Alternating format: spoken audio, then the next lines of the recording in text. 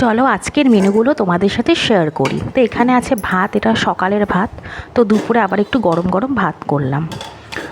আর তারপরে আছে এখানটাতে হচ্ছে বাঁধাকপির পকোড়া। বাঁধাকপিগুলোকে কেটে পেঁয়াজ দিয়ে একটু চালের গুঁড়া দিয়ে বড়ার মতো করে করলাম।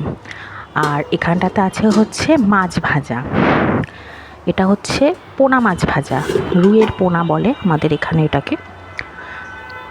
আর তারপরে করেছি হচ্ছে এটা হচ্ছে ডিম সেদ্ধ, সেটা হচ্ছে সকালবেলার। আর এখানটাতে আছে ফলি মাছ, ফলি মাছের আলু দিয়ে ডাঁটা দিয়ে ঝোল।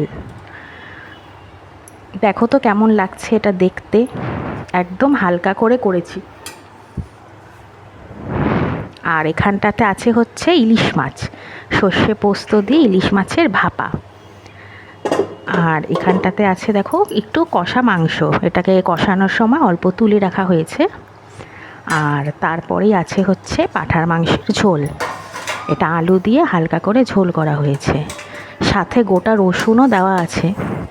তো কেমন হয়েছে তোমরা একটু দেখে বলো তো, কেমন লাগছে কমেন্ট করে অবশ্যই জানাবে।